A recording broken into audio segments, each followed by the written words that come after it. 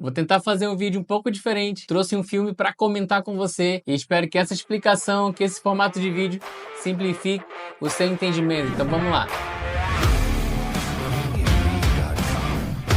E o filme que eu vou trazer para vocês aqui, vou comentar sobre alguns trechos com você, se chama Margin Call ou Chamada de Margem. E eu vou te explicar aqui o que aconteceu nesse filme. Então vamos lá. Contextualizando para você esse filme aqui, ele se passa ali naquela crise americana do subprime, crise das hipotecas americanas.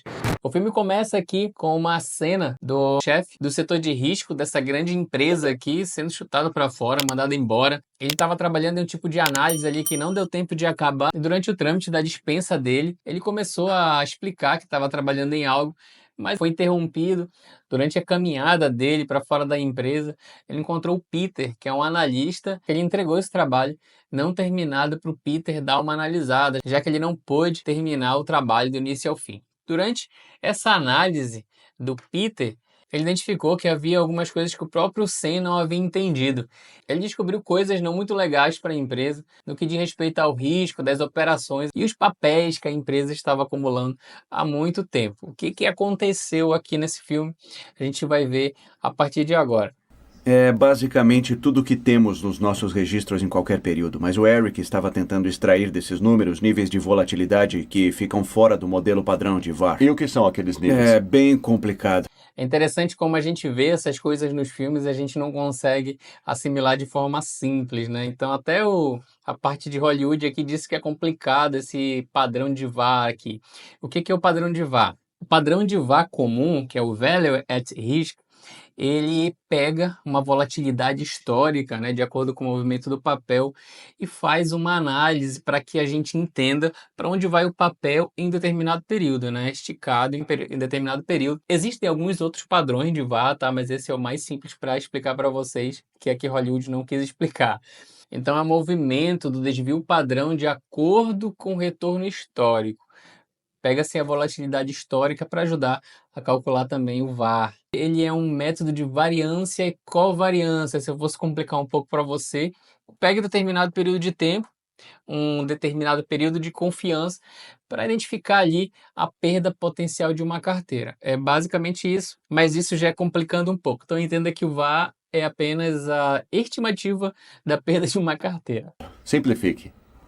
Calcula-se o nível de volatilidade usando amostras históricas e esticando essas amostras em até 10, 15% aproximadamente. Tá bom, e? Estamos começando a testar essas amostras históricas.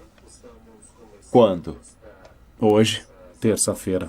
segunda-feira, nas últimas sexta e quarta-feira. 2 sextas atrás. Tudo bem, entendi. Ah, não acredito. Quando essa coisa for na direção errada, a porcaria vai ser grande. Qual a grandeza?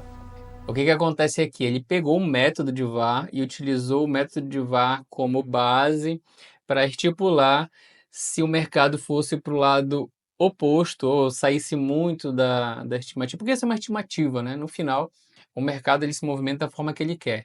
Mas se fosse muito para fora da estimativa, estaria colocando a empresa em sério risco. Isso me diz aqui que eles estavam super alavancados, e é esse termo, e é isso que eu quero que você entenda sobre esse vídeo. O que acontece quando a pessoa está alavancada? Então vamos lá. O prejuízo é maior do que o valor atual da empresa. Prejuízo calculado. Prejuízo calculado, Will. E isso é só no nosso andar? É. Então prejuízo calculado aqui, se fosse 25% para fora da variação normal, quebraria a empresa, basicamente. Então, eles começaram a ficar desesperados aqui. Essa parte do vídeo se dá de madrugada, né? O filme todo acontece durante a madrugada e as decisões são tomadas de manhã na abertura do mercado. Passando um pouco aqui, essa imagem é a imagem da reunião.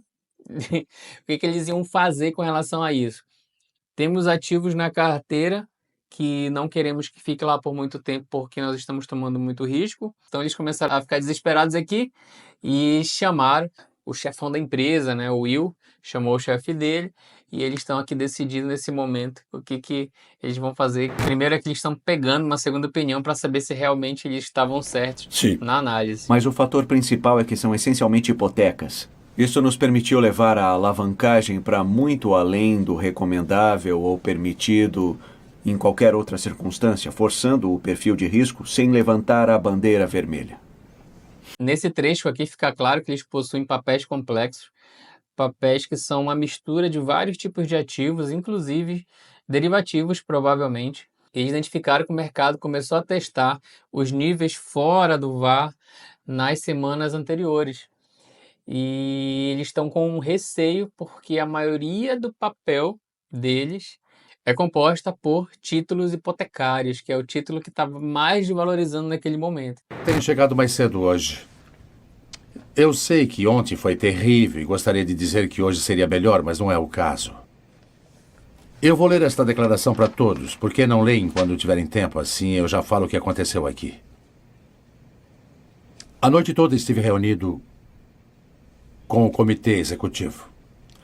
E decidimos reverter uma porção considerável das posses da firma e diversificar classes de ativos.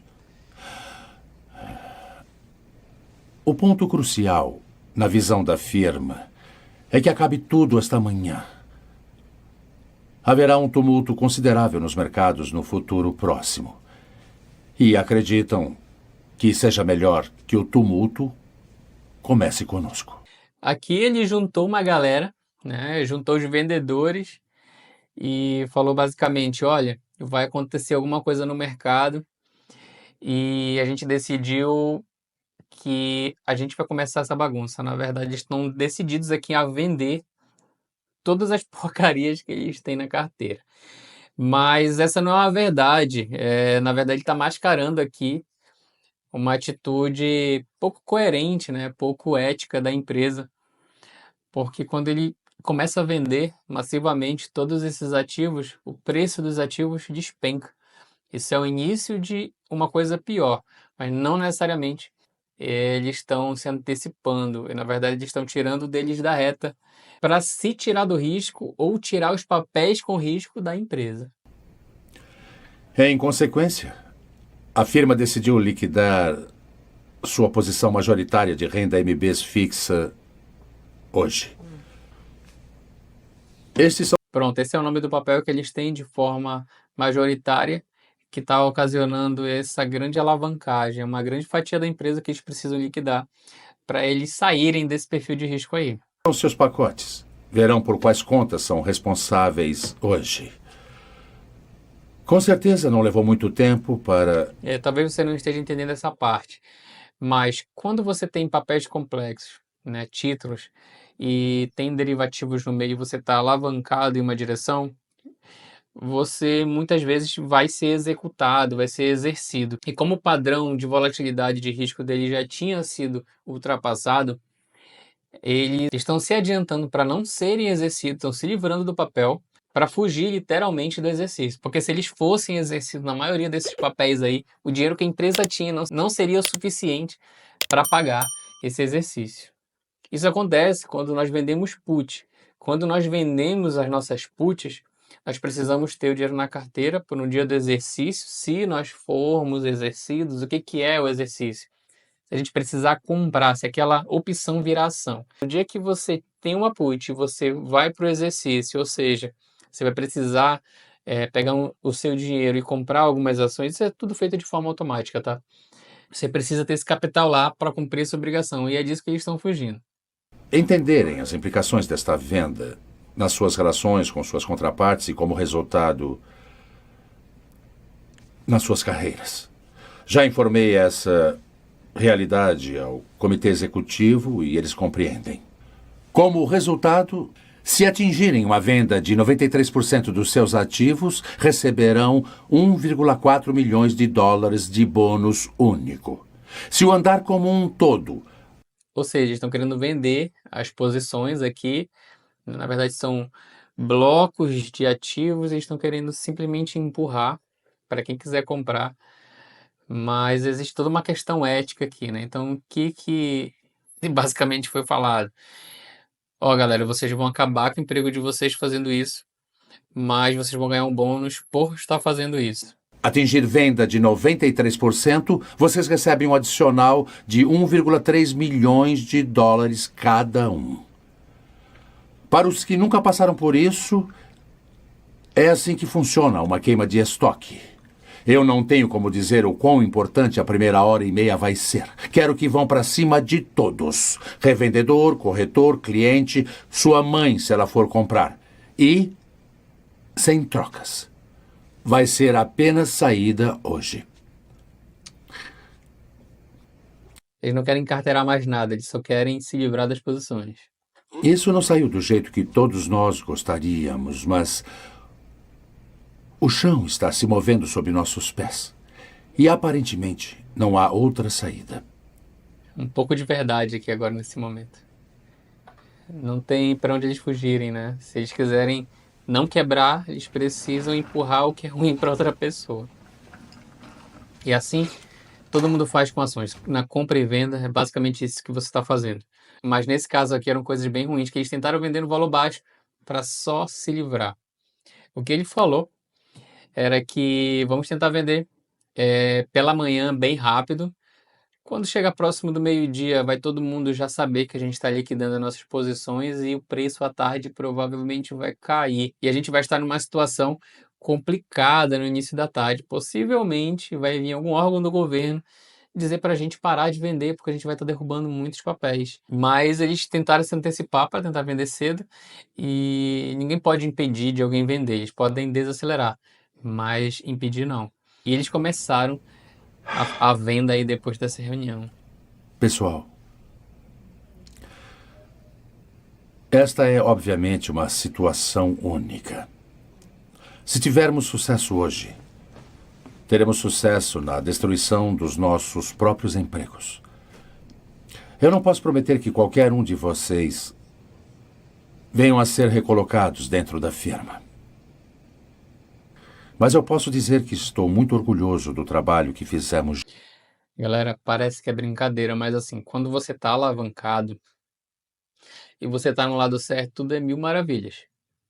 Mas quando você tá alavancado e o mercado vai do lado oposto, é uma história triste. É exatamente isso daqui que está acontecendo. Dá um desespero mesmo. Então, se você for fazer algum tipo de operação trazendo para nossa realidade, não faça alavancado. Se você quer fazer uma venda, de qualquer que seja, e você não possui os valores para arcar com sua obrigação, primeiro que a B3 ela não vai solicitar de você a margem total.